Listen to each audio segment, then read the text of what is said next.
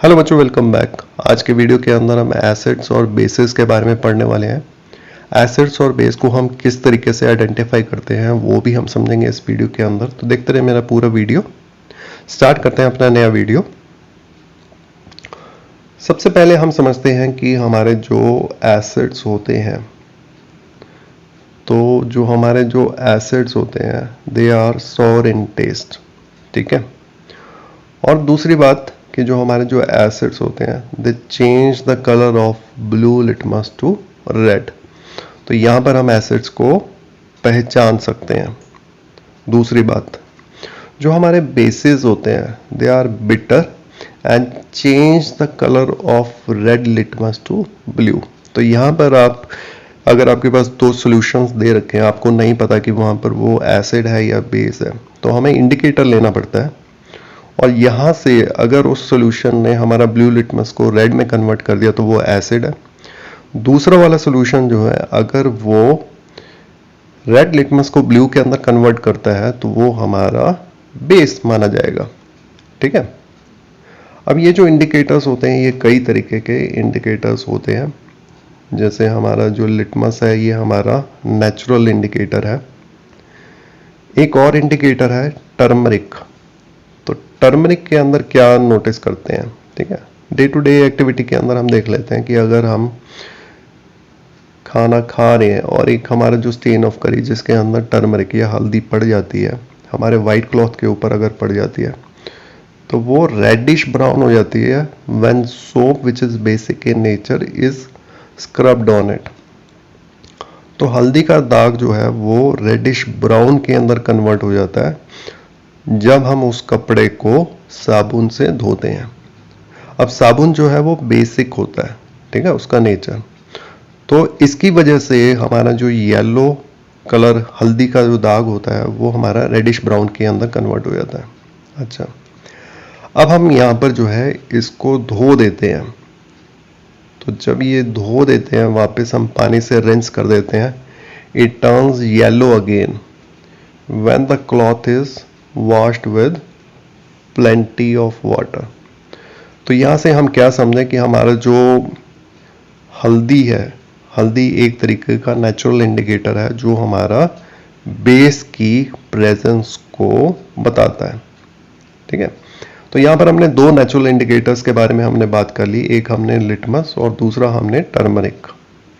अब हमारे पास कुछ सिंथेटिक इंडिकेटर्स भी होते हैं जैसे मिथाइल ऑरेंज और फिनोफ्थलीन, जिससे हम कमर्शियल वे में, कमर्शियल जो हमारे प्रोसेसेस होती हैं जहाँ पे एसिड और बेस का हमें पता करना है, वहां पर हम इनको यूज कर सकते हैं। चलिए चलते हैं इससे आगे। अब यहां पर जो है आप देख सकते हैं कि हमारे पास डिफरेंट टाइप्स ऑफ इंडिकेटर्स के बारे में बात कर रखे हैं। सबसे पहले लिया है लिटमस सॉल्यूशन। तो जो लिटमस सॉल्यूशन होता है वो हमारा पर्पल कलर के अंदर होता है। ये कहाँ से एक्सट्रैक्ट किया जाता है? ये एक लाइकन से एक्सट्रैक्ट किया जाता है जो बिलोंग करता है डिवीजन थैलोफाइटा से। ठीक है। And it is commonly used as an indicator. ठीक है। अब हम देख लेते हैं कि जब हमने लिटमस को एक्सट्रैक्ट किया तो नीदर एसिडिक नॉर बेसिक, तब इसका कलर जो है पर्पल होता है। ठीक है। अब यहां पर और भी कई नेचुरल इंडिकेटर्स हैं, नेचुरल मटेरियल्स हैं, जैसे रेड कैबेज लीव्स। ठीक है। कैबेज लीव्स हमारी दो तरीके की होती हैं, एक कलरलेस होती है, एक हमारी रेड कैबेज भी पाई जाती है। उसके अगर हम लीव्स लेते हैं उसको टर्मरिक हल्दी हो जाती है।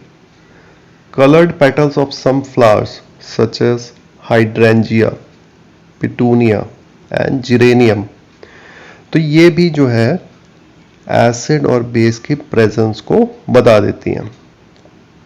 तो अगर एसिड और बेस की प्रेजेंस को बता देती हैं तो ये सारे के सारे हमारे एसिड बेस इंडिकेटर्स बोले जाते हैं, या इनको हम सिंपली इंडिकेटर्स भी हम बोल सकते हैं।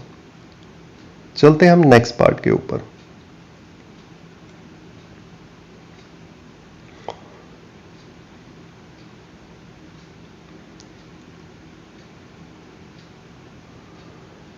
अब हमारे कुछ इंडिकेटर्स हैं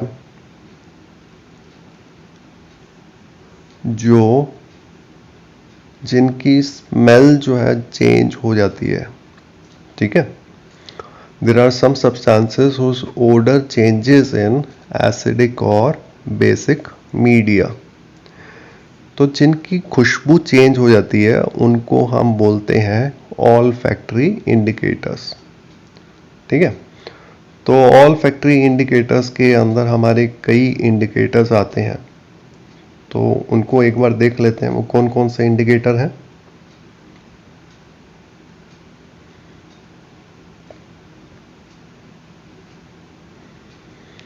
तो यहां पर आप देखेंगे कि यहां पर वनीला, अनियन एंड क्लोव, तो ये सारे के सारे जो हैं they can be used as olfactory indicators.